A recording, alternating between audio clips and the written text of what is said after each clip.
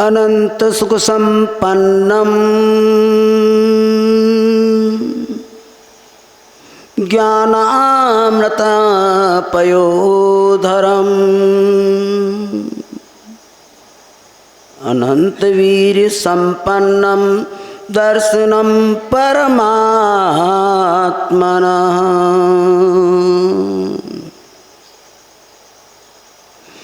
वर्धिमान आशीष दो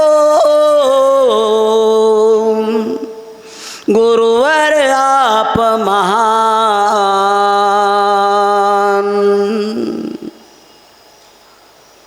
इन चरणों में जो रहे गुरुवर आप समान। जय बोलो पंच परमेष्टि भगवान की। जय बोलो चारित चक्रवर्ती आचार्य शांति सागर जी महाराज की।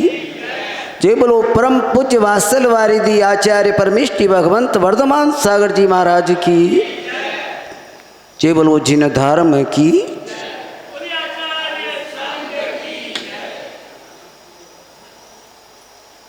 भव्य आत्माओं,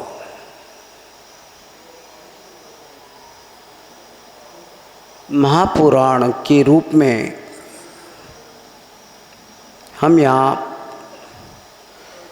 पुण्य अर्जित कर रहे हैं। कहते हैं कि पुराणों की वाचना भी विशेष पुण्य में फलदायी है।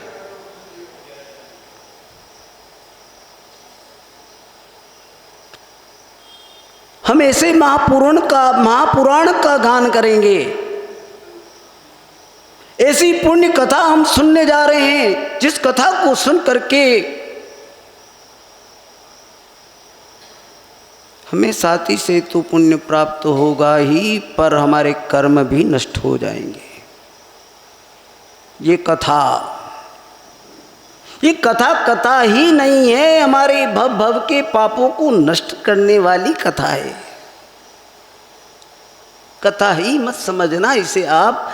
इसे तो अपने पापों का प्रक्षालन करने का एक अवसर प्राप्त हमें हो रहा है, इस बात को भली भांति समझ लेना। यहाँ कहते हैं कि एक ऐसा सागर जिसकी प्रत्येक बूंद में अमृत ही अमृत है, जिस बूंद का जो रसवादन कर देता है वो अमृत तुल्य हो जाता है। वो ऐसा बगीचा है, उद्यान है, जिस उद्यान का फूल जो है खुशबू देने वाला है। सारे जगत को जो खुशबू प्रदान करता है वो ऐसा पुष्प है। वो कथा का जो नायक है, जिसकी हम कथा कर रहे हैं, वो ऐसा है। वो ऐसी पवित्र नदियों का समूह है। गंगा नदी से भी पवित्र नदी क्या एक ऐसा समूह है कि जिसकी कलकल धारा हमारा सारा पाप नष्ट कर देती है। उस महापुरुष की कथा कहने जा रहे हैं, जिस कथा के अभिनायक कौन है। ये कथा किसके निमित्त से यहाँ प्रारंभ हो रही है, ये समारोह का नायक कौन है, आखिर में इस कथा का प्रसारण प्रारंभ क्यों कराया जा रहा है। हमारे आचार्य परमेष्टि भगवंत वात्सल्य वारिधि भगवंत विराजमान है साक्षात। उन्हीं उद्यान का एक पुष्प है, जिस उद्यान के अंदर सैकड़ों सैकड़ों पुष्प अपनी सुगंधि को फैला रहे हैं। आज हमारे सामने जो साक्षात प्रत्यक्ष रूप से जिनका हम दर्शन कर रहे हैं, जिनकी बगिया या लहलहारी है, खुशबू प्रदान कर रही है पारसोला वासियों को, पूरे जगत को, प्रत्यक्ष रूप में हमारे सामने विराजमान है। उनकी एक अभिलाषा है, वो अभिनायक है इस कथा के, अभिनेता है इस कथा के, और जिसके संवाददाता प्रभारी रूप से भी समझ सकते हैं हमारे हितेंद्र सागर जी महाराज हैं। कौन है? उनकी कड़ा परिश्रम, कड़ी मेहनत इस महोत्सव को महोत्सव ही नहीं, एक ऐसा महोत्सव बना देगी कि जगत में आने वाला जो सदियों सदियों तक नई पीढ़ी का एक गुंजायमान नारा होगा, आचार्य शांति सागर, वो उसकी कथा है आचार्य शांति सागर चारित्र चक्रवर्ती। मैं आपको एक निवेदन करूं कि इस कथा को सुन करके अगर आपके मन में कोई भावुकता नहीं होगी, आपके अंदर में कोई ऐसी जागृति पैदा नहीं होगी कि मानव जीवन तो उन्होंने जिया, मानव को मानवता का पाठ पढ़ा दिया, इंसान को इंसानियत का पाठ पढ़ा दिया, वो मानव ऐसा क्या था उन्हीं में? सोचो आप, थोड़ा चिंतन करो, एक वो और एक मैं, वो भी मानव, मैं भी, फिर इतना डिफरेंस क्यों? समझ में नहीं आता। ये कोई मामूली इंसान नहीं था, इनकी इंसानियत, इनकी मानवता कोई मामूली मानवता नहीं थी, ये तो भगवान के दूत थे, इस धरती के देवता थे।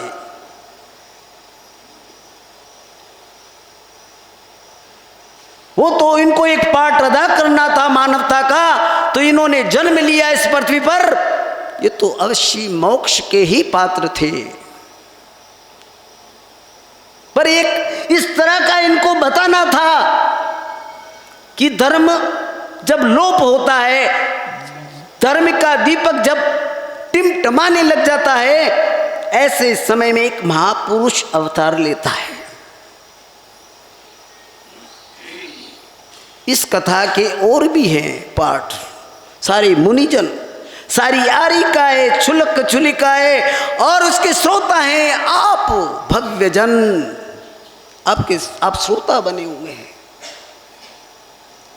ये पुण्य कथा आपके पापों को नष्ट करेगी, ये पुण्य कथा आपके पापों को नष्ट करेगी। जो भविजन इस कथा को एकाग्रता से सुनेगा, उसके कर्म नष्ट हो जाएंगे। ये कथा कोई मामूली कथा नहीं है, ये ऐसी एक भक्ति की कथा है, एक ऐसे महापुरुष के गुणानुवाद की कथा है जो सुन करके हम हमारे पापों का प्रक्षालन कर सकते हैं। इस कथा का बहुत बहुमान है, इसको एकाग्र हो करके आप सुनने की कोशिश कीजिए, इतनी एकाग्रता लाइए, इतना अपने मन को लगा दीजिए, मन रूपी बंदर को रोक दीजिए, ठहर जा, मैं कथा को सुनूंगा, सिर्फ कथा को सुनूंगा। काय को भी रोक दीजिए, हिलाना बंद कर दीजिए, एकाग्रता पूरी की पूरी यहां बना लीजिए। इस कथा का क्या चमत्कार आपके जीवन में लाएगा। हमारे आचार्य परमेष्ठी भगवंत क्या इन्होंने बेड़ा उठाया है, अपने दादा गुरु के गुरु जो हैं उनके गुणगान यशगान करने का एक अवसर प्रदान किया है। ये महापुराण बनेगा।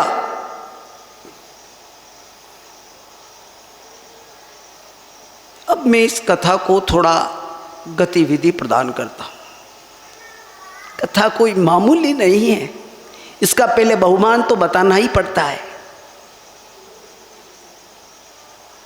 देखिए, कहते हैं कि एक युक्ति है कि पूत के लक्षण, बोलिए, पालने में। पूत के लक्षण, देखिए, गर्भ में नहीं आए और जब गर्भ में आ गए तो माता के भाव हो गए कि मुझे तो कुछ नहीं करना है। क्या करना है? मुझे तो भगवान जिनेंद्र की 1000 दल वाले 108 कमलों से पूजा करनी है, उन पुष्पों से महापूजा करनी है। ऐसा पुण्यशाली जीव, ऐसा धर्मात्मा जीव गर्भ में आ गया तो माता के भाव पूजा करने के हो गए। ओह, सोचो आप कितनी बड़ी इस महापुरुष की देन है कि एक महापुरुष जब गर्भ में आया है और महापूजा करने के भाव हुए, वो भी ऐसा कमल 1000 पत्र वाला, वो कहां मिलेगा? मिले या नहीं मिले, बड़ी सोचने की बात है। इसीलिए मैं प्रारंभ से इस कथा को शुरुआत कर रहा हूं। पहला चरण इस कथा का ये पट है, पहला यही है, वहां से इस कथा का प्रारंभ होता है। गर्भ अवस्था से लगा करके कि मां धर्मात्मा बन गई, धर्म की अधिष्ठाता बन गई। जिनेंद्र भगवान की पूजा का भव्य उसके मन में भाव जाग उठा कि मैं मां पूजा को कर लूं। देखिए, बड़ा आनंद आया। पाटिल साहब भीम घोड़ा जी को बड़ा इतना आनंद आया, सारे परिवार को आया, गांव में तहलका मच गया। तलाशिए तलाशिए, कहां कमल मिलता है। चारों तरफ उनके सेवक दौड़ पड़े, पर कमल कहां? साधारण कमल नहीं, कहां मिलेगा? तलाश किया गया कि राजा के पास पहुंचे। राजा के पास पहुंचे, कहा कि भाई हमें कमल चाहिए और इस तरह का कमल होना चाहिए।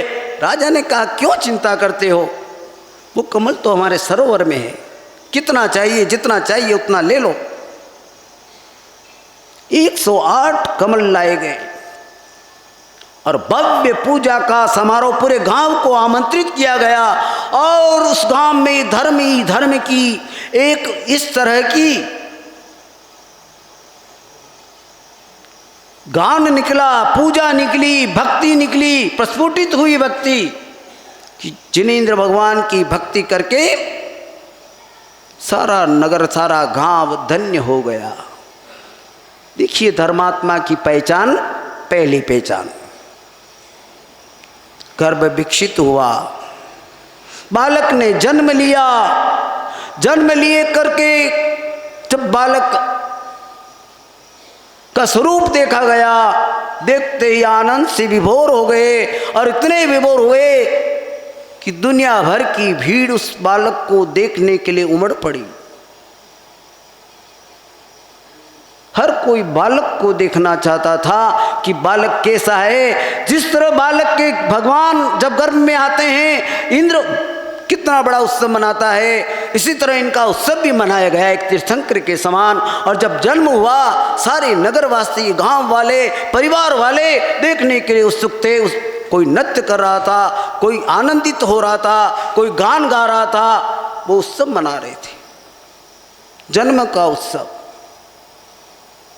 देखिए, जन्म का उत्सव मनाया जा रहा है, मिठाइयां बांटी जा रही है, चारों तरफ खुशियां ही खुशियां। कितना बड़ा अच्छा माहौल था, कितनी पुण्य वर्गणाएं धर्म के नाम से। ये तो कोई धर्मात्मा महापुरुष है। बालक की छवि का मैं यहां थोड़ा सा वर्णन कर रहा हूं। बालक कैसा था, क्योंकि कथा तो बहुत लंबी है, सदियों लग जाएंगे इस कथा को सुनने में आपको। मैंने तो पहला चरण भी नहीं पकड़ा अभी, और घंटी बज जाएगी टाइम की। देखिए, सुंदर बालक, मनमोहक, मन को मोहने वाला, शांत है, जिसकी मुद्रा वीतरागी छवि जिसकी है, रूपवान है, तेजवान है, चिर पर रौनक ही रौनक है, खिलखिलाता बालक, शांत मुद्दा उदासीन रूप है, पर उसका थोड़ा सा गंभीर दिखता था। हाथ पैर हिलाता, खिलखिलाता, सारे परिवारजनों को, नगरवासियों को आनंद दे रहा था। धन्य हो गए ऐसे बालक को पाकर के, परिवार धन्य हो गया और उस नगर के वासी धन्य हो गए। अब धीरे धीरे बालक बड़ा होता है, बालक बड़ा हो रहा है, गांव में चहल पहल बढ़ रही है। जिस तरह कृष्ण ने लीला करी उसी तरह से लीला हो रही है वहां। कृष्ण बालक रूप में कितना नगरवासियों के लिए कितना आनंददायक थे, ये बालक भी उस नगर के लिए आनंद का एक दायक बन गया। बालक के होने से नगरवासी इतने आनंदित, और नगरवासियों की जो घरणियां हैं, पत्नियां हैं, इस बालक को स्पर्श करने के लिए लालाई थी कि इसको हम भी उठाएं। इतना सुंदर बालक धीरे धीरे धीरे धीरे बड़ा हुआ,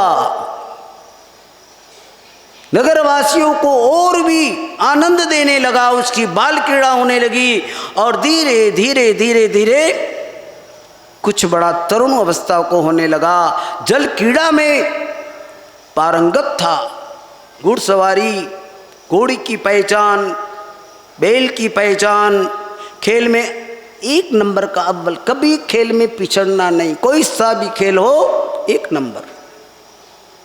देखिए आप, पीछे नहीं, किसी भी काम में पीछे नहीं, और करुणावान, दयावान। धीरे धीरे धीरे धीरे और उम्र बढ़ी, बालक एक तरुण अवस्था से युवा अवस्था आने लगी। पर देखो क्या होता है, धर्मात्मा होता है वो धर्मात्मा ही रहता है। 16 वर्ष की उम्र हुई और ब्रह्मचर्य व्रत ले लिया। देखिए कितनी बड़ी बात थी। 16 वर्ष की उम्र में जिस बालक ने ब्रह्मचर्य व्रत ले लिया, इसका मतलब ये है कि सारे जगवासियों को ये संदेश देना चाहता है वो बालक, मैं इस संसार के मार्ग में नहीं फंसने वाला हूं, मैं तो जग का उद्धार करने वाला हूं। इस संसार में जो धर्म की दुर्दशा हो रही है, धर्म का दीपक टिमटिमा रहा है, सामाजिक बुराइयों ने प्रवेश कर दिया है नगर के अंदर, राज्य शासन बड़ा कुटिल हो गया है, गुलामी की जंजीरों में सारी यहाँ की प्रजा फंसी हुई है, हिंसा बलि का बोलबाला बढ़ गया है। देख करके बालक दुखी होता है, सारी स्थिति देख रहा है। धर्मात्मा तो था, इन्हें गिने कोई के दुखे मुनिराज जब नगर में आते तो उनको देखता, उनके स्वरूप को देखता, उनकी सेवा करता, कमंडल पकड़ता, उनको हार कराता, अपनी दुकान पे ले जाता, कितना बड़ा काम करता। उनके आगे पीछे सब कुछ भूल जाता, खाना पीना सब कुछ भूल जाता। संसार में 40 वर्ष तक उनको रहना पड़ा अपने घर परिवार के साथ में। कितने वर्ष तक? 40 वर्ष तक। उनकी मजबूरी थी, उनका कर्तव्य था, उनका धर्म था कि उनके सामने एक शर्त रख दी गई थी कि आपको अपने माता पिता का समाधि मरण कराना पड़ेगा। बंधु ये शर्त हो गई, उनके लिए 40 वर्ष उनको परिवार में बिताने पड़े, बाकी वो रहते क्या? आपसे प्रश्न करता हूं, अगर ये मजबूरी नहीं होती, मैं आपसे प्रश्न करूंगा, क्या वो घर परिवार में रहते? कभी नहीं। कहते हैं कि एक छंद है, गुण सुमिरन गुण धारण से, गुण सुमिरन गुण धारण से। संयम धारण करते हैं तो ये प्रशासन को चेतावनी देते, प्रशासन की ये एक सारी बातें ठीक नहीं है। जो हिंसक प्रवृत्ति है, बलि, जो पशु की निरपराध पशु की बलि दी जा रही है, पशुओं को काटे जा रहे हैं, ये सब ठीक नहीं है। जब इस देश के अंदर साधु का विहार ठीक ढंग से नहीं हो सकता था, दिगंबर साधु विहार नहीं कर सकते थे, ऐसे में उन्होंने शासन को अपने आड़ो हाथों लिया। अहिंसा धर्म के बल से उन्होंने उस विहार को खुलवा दिया। उसका जो बेंड था, दिगंबर साधु सारे देश में विहार नहीं कर सकता, उस बेंड को हटवा दिया। बाल विवाह जो कानून बनवा करके उन्होंने देश में ये बात बता दी कि बाल विवाह कराना अपराध है। कितना बड़ा काम किया। कथा लंबी है, अभी तो मैं बालक रूप में ही देख रहा हूँ। भगवान आचार्य भगवंत को बालक रूप में ही देख पाया होगी। तो मेरे कहने का मतलब ये है कि जिनके मन में बचपन से ये धीरे धीरे जब समझ आने लगी, तो देश की हालात देखे, समाज के हालात देखे, धर्म की हालात देखे, उनको बड़ा तकलीफ हुआ, दुख हुआ। ग्रस्त अवस्था में भी मैं उनकी घटना बताता हूँ कि पशुओं के प्रति कितना करुणा भाव था उनका, पक्षियों के प्रति कितना करुणा भाव था उनका। दया ही धर्म है, अहिंसा परमो धर्म, ये उनमें कूट कूट कर भरा हुआ था। वो धर्म के देवता थे।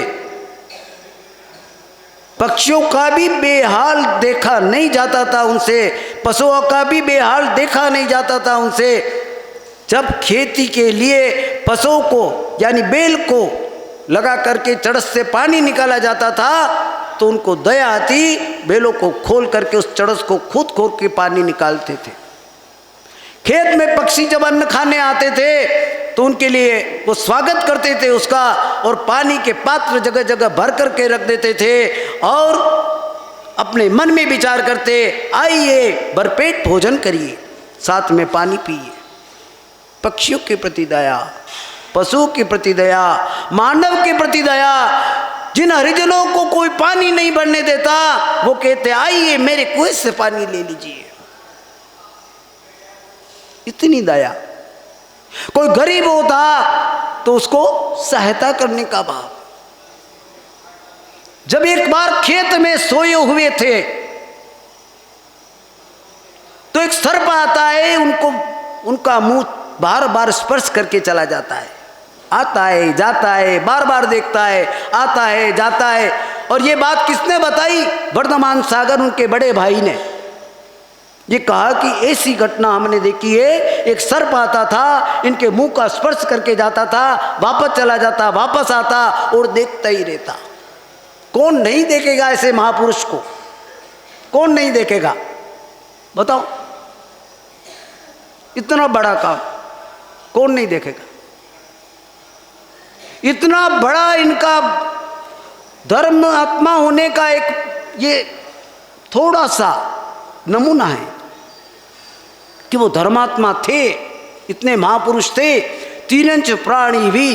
एक बार कहते हैं कि बैलों का झुंड आया बहुत बड़ा, दौड़ करके उनके सामने आ गया अचानक, और देखा उनको, जैसे ही देखते ही सारा झुंड रुक गया, सारा झुंड, और मस्तक नीचे कर दिए। कितनी बड़ी बात थी, सोचो। एक से महापुरुष का कौन बिगाड़ कर सकता था? अनेक बार सर्पों के ऊपर उपसर्ग हुए उन पर। एक सर्प तो इतना बड़ा आया, बड़ा आया, मोटा आया, 8-10 फीट का, और उनके सामने खड़ा हो गया, और सामना खड़े होकर के मुख से जिह्वा निकालने लगा, मुख से अंगारे निकालने लगा।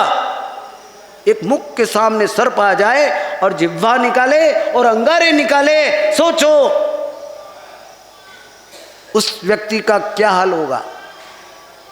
पर वो बिल्कुल निर्भय महापुरुष थे, डरने वाले किसी से नहीं थे, अपने ध्यान में स्थित थे। कई बार जंगली शेर, भयानक बर्बर शेर, एक बार नहीं, 2 बार नहीं, 3 बार नहीं, 4 बार नहीं, 5 बार नहीं, अनेक बार शेर आया उनके पास। जब ध्यान में, गुफाओं में, जंगलों में जब स्थित रहते थे, शेर आते थे और शांत बैठ जाते थे, जैसे भगवान के समोसण में विरोधी जीव शांत होकर के बैठ जाते हैं। कितना बड़ा चमत्कार उस महापुरुष का था, और उस कथा को हम श्रवण कर रहे हैं, उसी कथा को हम श्रवण कर रहे हैं। कितने बड़े हम पुण्यशाली जीव हैं। धन्य उस महापुरुष के जीवन को, जिस महापुरुष ने वो जीवन अपने लिए नहीं जिया, परमार्थ के लिए जीवन को झोंक दिया। देश में जो शिथिलता धर्म में थी, उन्होंने सबसे पहला यही दृढ़ निश्चय किया कि इस धर्म की शिथिलता को मैं दूर करूंगा। और वो कैसे दूर करूंगा?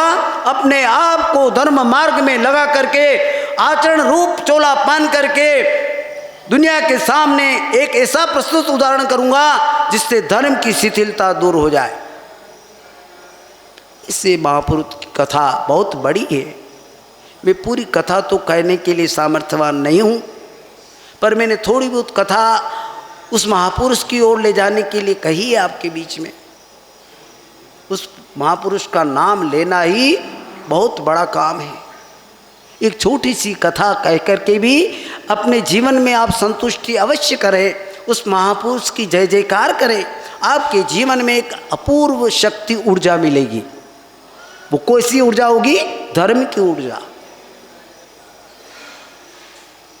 इसलिए विषय को मैं बढ़ाता नहीं हूँ, समय ने अपनी आवाज़ दे दी है मुझे। विषय तो बहुत बड़ा है, पूरी कथा कहने जाऊं तो मुझे तो वर्षों लिख जाए।